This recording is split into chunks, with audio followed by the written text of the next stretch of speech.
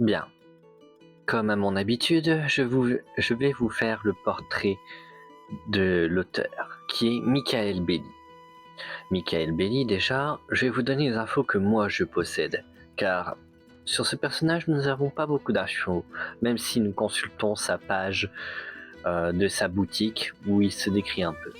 Bien, pour commencer, Michael Belli, je pense qu'il doit avoir une trentaine d'années, sans vouloir vieillir plus que ça. C'est une personne assez joviale, malgré qu'il travaille dans les pompes funèbres et qui est maître de cérémonie. Il a récemment été diplômé d'ailleurs. Il vit avec une dame qu'on appelle la Reine Coquillette, d'où le nom de sa communauté, car avant d'être écrivain, il est aussi youtubeur et streamer, qui a inventé aussi le nom des coquillettes parce que bien souvent ceux qui n'ont pas beaucoup d'argent, donc les écrivains, mangent des pâtes, donc du coup voilà le nom des coquillettes. Du coup voilà, mais je ne m'avance pas plus car les informations je ne peux pas les vérifier, donc ce n'est que des suppositions. J'espère que s'il tombe sur cette vidéo il va pas m'étriper, car je m'excuse si je me trompe sur certains points. Du coup voilà, donc Michael Belli est aussi quelqu'un qui donne des conseils pour l'écriture et ça c'est très intéressant. Pour ma part qui écrit aussi un peu de mon côté, ça m'a beaucoup aidé. Il fait aussi du contenu deep littéraire que franchement je n'ai pas vu beaucoup de français. Déjà pour trouver une personne qui lise, qui est un homme et qui lit de la littérature fantasy médiévale sur YouTube, c'est très compliqué, surtout en roman. Mais bon, soit. Michael Belli donc du coup fait des vidéos. Il fait aussi des sessions de coworking sur Twitch où il donne des conseils et qui travaille en même temps que nous sur lui, sur son tome de Mardas et nous sur nos livres. On peut aussi faire un point avec lui pour dire les idées et dans ce cas-là on va débattre parce qu'il y a des moments il peut nous donner des idées plus intéressantes. Voilà qui est un peu le personnage de Michael Belli. Il est très sympathique. Un caractère au dialogue des personnages car j'ai l'impression que mes dialogues sont fades. Moi ma technique pour faire des dialogues c'est de les jouer comme si genre j'étais les personnages et du coup je réponds au tac en jouant tous les rôles. Et en général, c'est comme ça que les répliques sortent, elles sont naturelles. En vrai, c'est ça, tu fais du théâtre, quoi. T'incarnes littéralement ton personnage, et de cette manière, t'arrives à lui donner des intonations, t'arrives à lui donner des petits gimmicks, une façon de parler assez particulière. C'est comme ça que j'ai construit beaucoup de scènes. Alors tu vois, ce genre de choses, le montre à personne, parce que c'est extrêmement cringe à regarder. C'est quoi un caractère au dialogue? C'est de faire en sorte que t'as pas besoin de préciser qui parle. On doit pouvoir le deviner rien qu'à sa façon de s'exprimer. Alors c'est pas... Tu le fais pas pour tous les personnages, parce que des fois ça sert à rien, mais pour les persos principaux, c'est bien de faire ça. Enfin, en tout cas, moi j'aime bien. Qui aurait un conseil? Ensuite, je me suis rendu sur son site qui est le seigneurnoir.com. Je vous invite à aller voir car c'est là où vous retrouverez Mardas et à des prix intéressants parce que tout va à l'auteur premièrement et vous avez des goodies. Tandis que si vous passez par Amazon, vous aurez ni dédicaces ni goodies. Et là, franchement, les goodies sont de qualité et les dédicaces aussi. Bien. Je vais vous lire un petit peu ce qui a marqué sur sa page. J'écris parce que c'est gratuit. J'ai commencé l'aventure littéraire en 2015, alors que je cherchais désespérément un moyen de partager l'histoire de Mardas. Venant du milieu de l'audiovisuel, j'ai très vite compris que j'étais beaucoup trop pauvre pour réaliser un tel projet. Alors, en attendant de devenir riche, je me suis dit que ce serait intéressant de commencer à écrire l'histoire de A à Z, telle que je l'imaginais, vraiment dans ma tête pour être prêt le jour où je pourrais être derrière la caméra. Le truc, c'est que j'ai fini par y prendre goût. Et le 15 juin 2018 sortait mon premier tome, Mardas, le retour de l'immortel. Voilà un peu qui est le personnage de Michael Belli. Donc pour ceux qui souhaitent en savoir un petit peu plus, il est maintenant au 3e tome et il est en train de préparer le 4e tome en live. Vous pouvez aller le voir, je vous conseille, toujours sur le nom de Michael Belli. Du coup, voilà qui était Michael Belli. Une personne étonnante, agréable, très déterminée. Je ne sais pas quoi rajouter de plus. C'est un personnage à découvrir et un auteur très sympathique, avec un grand sens de l'humour. Sur ce, retournons à la vidéo. Une ombre s'étend sur le continent de Daegoria. Les puissants immortels sont de retour après avoir été enfermés durant 2 siècles dans une prison souterraine, bien destinés à régner de nouveau sur les 4 terres à l'aide de leur pouvoir divin.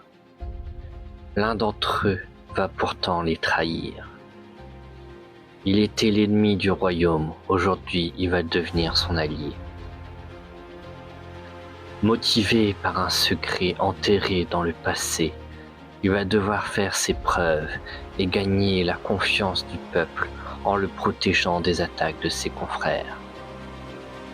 Son nom n'a jamais été oublié, mais il sera difficile pour lui de se faire accepter parmi ceux qu'il a longtemps persécutés, car autrefois responsable des plus grands génocides, bourreau, meurtrier, tyran, le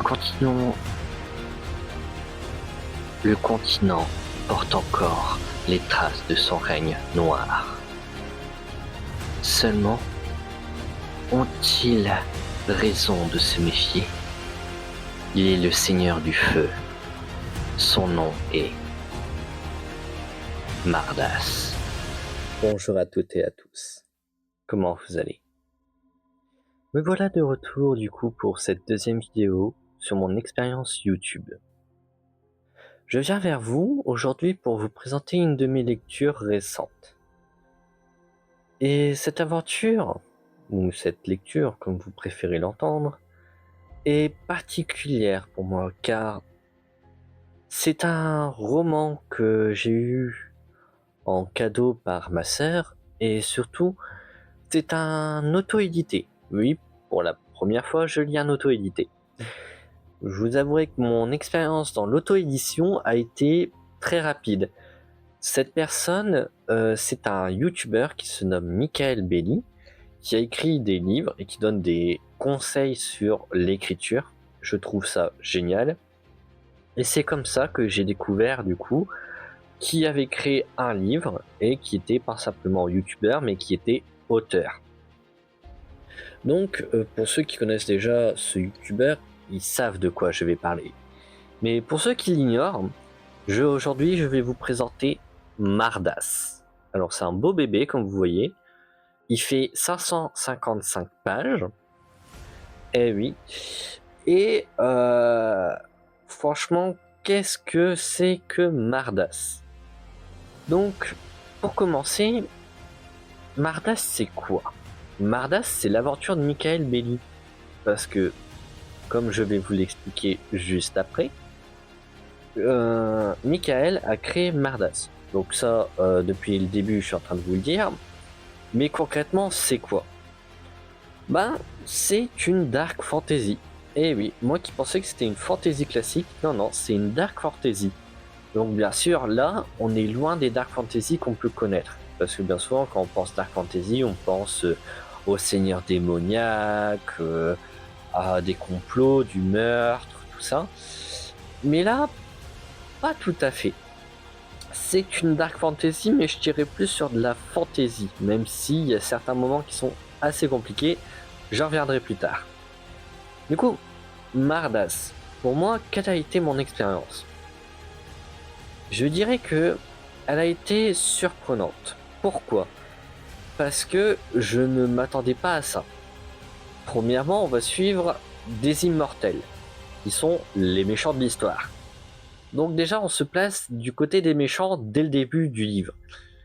Je dois vous avouer que ça m'a un peu surpris, mais après, on comprend pourquoi. Parce qu'en réalité, dans tous ces méchants, il y en a un qui tire son épingle du jeu, qui se nomme Mardas.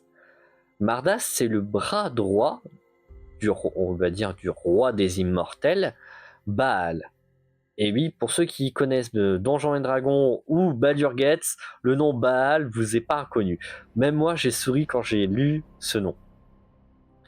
Donc Mardas, autrement appelé le Seigneur Noir du Feu, cherche en réalité une rédemption. Et pour cela, il va sauver une princesse qui se nomme Kerana, et que personnellement, je le tiens à le dire, est mon personnage préféré, d'accord, c'est ma chouchou, parce que c'est le principe même du fameux mème militaire qu'on voit passer de temps en temps. J'ai des connaissances en physique-chimie tellement poussées, tu me touches, je t'empoisonne. Elle, c'est littéralement ça. Bon, passons. Donc, Mardas va sauver Kereana, que je ne me trompe pas de nom, et ensemble, ils vont partir, entre guillemets, à l'aventure. Le but de Mardas, c'est de réunir l'ordre des puissants, qui sont des immortels beaucoup plus sympathiques. Eux, ce qu'ils cherchent, c'est à rétablir l'équilibre. C'est eux qui ont enfermé les, on va dire, méchants immortels dans un château, et c'était extrêmement douloureux et extrêmement compliqué à vous expliquer, parce qu'ils ont été enfermés là pendant 2000 ans avant que Baal vienne les délivrer. Donc, comme c'est des immortels, ils ne pouvaient pas mourir. Donc, ils avaient ni à manger, ni à boire, et ils ont survécu. Donc, niveau mental, franchement, c'est... voilà. Donc, on va suivre un peu l'aventure de Kerana, de Mardas, et aussi d'une troisième personne, qui est un peu le sidekick du groupe. Mais je dirais plutôt que c'est un personnage indépendant de l'histoire qui se nomme Grimwalk. Grimwalk, qu'est-ce que c'est? C'est un Hugul. Donc un Hugul, dans le monde de Mardas, c'est un gobelin, mais on apprend en réalité que c'est une version améliorée des gobelins, parce que les gobelins sont les ancêtres des Hugul. Donc vous voyez, c'est un peu le bordel. Du coup, voilà. Et à 3, ils s'en vont en réalité mener une quête qui est de détruire les immortels. De là, se suivent plusieurs péripéties, plusieurs combats contre d'autres immortels, contre aussi des monstres et des créatures, mais aussi des complots, des alliances et tout ce qui s'ensuit. Et franchement, c'est une très belle aventure. Mais je tiens à préciser une chose. Mardas n'est pas à mettre entre toutes les mains. Pourquoi? Parce que bon, déjà, Grimwalk en lui seul, c'est un manuel complet de grossièreté. C'est... On ne peut le décrire, ce personnage. Il va te clasher sur 10 générations que tu n'auras même pas de répartie. Du coup, voilà. Ensuite, il y a des scènes qui sont limite... Je vais pas en parler, mais je vais plutôt pas vous le dire qui que quoi, mais dedans il y a aussi du V-word. Pour ceux qui sont sensibles à ça, vaut mieux pas. Surtout qu'après c'est vraiment sale, c'est vraiment gore. Du coup voilà, donc il y a aussi ce côté un petit peu gore, mais bon, c'est de la dark fantasy, faut pas s'attendre à quelque chose, on va dire, de tout mignon, tout joli. Non, c'est là pour te faire chialer ta race et te faire vomir tes tripes. Et en parlant de tripes, il vous prend vraiment en tripes. C'est-à-dire que quand vous allez commencer à le lire, au début, ça va être doux et sucré, comme une aventure classique. Mais plus vous allez avancer, plus vous allez ressortir du stress, de la haine, de la colère, de la tristesse, de la joie et beaucoup de sentiments. Mais l'histoire, elle est super. Pour vous le dire, une fois que j'ai terminé ce livre qui m'a littéralement détruit, mais ce livre, il est génial. Parce que dès que vous avez commencé l'aventure, vous ne pouvez pas vous décrocher. Pour ma part, j'avais fait une pause parce que j'avais plus eu le temps. Et en réalité, une fois que vous vous replongez, vous ne pouvez pas passer 5 minutes sans vouloir connaître la suite et sans vouloir tourner les pages. Car moi qui lisais sur liseuse, parce que j'ai des problèmes de yeux, j'avais commencé à lire en papier et du coup je l'avais acheté en format liseuse et j'ai continué comme ça. Et pour vous dire, j'ai tellement poussé le livre que ma liseuse a été déchargée et elle m'a dit vous êtes à 10% de batterie, pensez à me recharger, parce que très clairement je ne pouvais pas m'arrêter là. Il était génial. Et du coup, comme ma liseuse n'avait plus de batterie, j'étais un peu dégoûté. J'ai pris ma liseuse, je l'ai mis en charge, j'ai sorti le bouquin. Heureusement, c'est ça qui est bien quand vous l'avez dans deux formats différents. J'ai sorti le bouquin et j'ai continué. Je voulais finir ce livre. Malheureusement, j'ai pas pu finir le jour même. Mais le lendemain matin, je me suis réveillé. Le premier truc que j'ai fait, comme ma liseuse était chargée et que j'avais un peu continué au soir, j'ai tout de suite lu la suite et j'ai terminé. Et le pire, c'est qu'il me restait 2 chapitres. Et c'était des tout petits chapitres. Mais la fin de Mardas, préparez-vous à un choc total, premièrement, et à gueuler. Donc, surveillez bien que la pièce soit bien isolée, parce que moi j'ai gueulé sévère. Voilà. Donc, voilà pour moi ce qu'est Mardas. C'est une aventure, une épopée, et quelque chose qui vous prend aux tripes, qui, entre guillemets, vous ensorcelle. Ce n'est pas comme le sorceleur où vous pouvez vous dire « Oh, vas-y, je fais une pause ». Non, non. Des questions vont être tellement suspendues à vos lèvres que vous voulez connaître les réponses. Et ces réponses se trouvent seulement dans ces pages. Et si vous ne tournez pas ces pages, vous n'aurez jamais de réponse. Pour vous dire, une fois que je l'avais terminé, j'ai ressenti un vide. Je ne savais pas quoi lire après. J'ai tourné en rond dans ma chambre, mais des dizaines de fois, j'ai pris un livre, j'étais pas content. J'ai dit non, c'est pas ça que j'ai envie de lire. J'ai envie de lire la suite. Je veux connaître la suite. C'est pour ça que j'ai commandé directement sur le seigneurnoir.com, et non, c'est pas une promotion, mais sur le seigneurnoir.com, le tome 2 et 3. Et ce qui est bien, c'est que en passant par le site seigneurnoir.com, qui est le site officiel de Michael, c'est que déjà, il vous les dédicace. Vous avez des goodies en plus. Donc vous avez une carte, vous avez 2 marque-pages qui sont dans les livres, parce que je les ai pas sortis pour les protéger, ainsi que la carte. Et vous recevez les 2 exemplaires. Il vous les envoie très rapidement.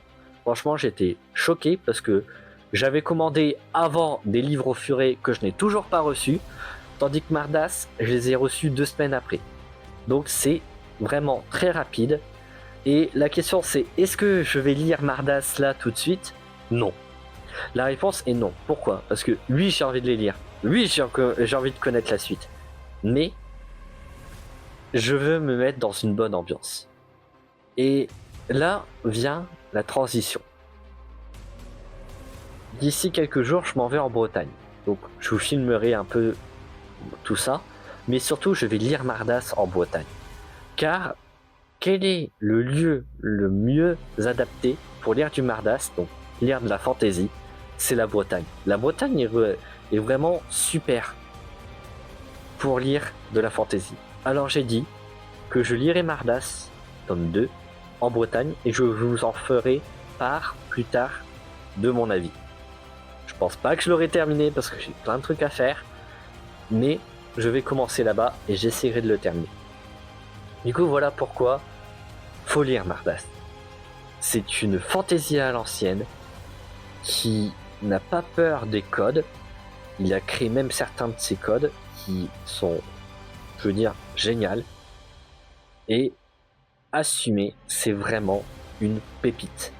Pour ceux qui vraiment cherchent des fantaisies à l'ancienne, d'accord, où il n'y a pas de femmes fortes et indépendantes entourées de mecs qui sont juste là pour faire joli. Non, non, si vous cherchez vraiment des femmes qui ont des compétences en chimie et qui savent se battre, mais je veux dire de façon féminine et pas en mode oui, on est des femmes fortes à indépendance, on vous emmerde, on coupe des têtes, on défonce des mecs alors qu'ils sont plus forts que nous. Voilà, vous avez Mardas. Mardas est là, et franchement, c'est... Depuis le début de la vidéo, je dois vous saouler, mais c'est super. Lisez-le. Et j'espère que vous me ferez des retours. Je suis encore subjugué parce que ce livre, il a pris toute mon âme. Ça se voit, je suis perdu dans mes mots, perdu dans mes explications. Mais il vous prend tellement aux tripes et en réalité, il vole une partie de votre âme, une partie de votre cœur, parce que ces personnages, c'est comme si vous faisiez partie de l'équipe et vous n'avez pas envie de les quitter. Et moi non plus. C'est pour ça que je vais lire le tome 2 très prochainement. Sur ce, je vous souhaite une très bonne journée ou une très bonne soirée, ça dépendra de l'heure où vous regardez cette vidéo. Et on se dit à la prochaine pour de nouvelles aventures. Sur ce,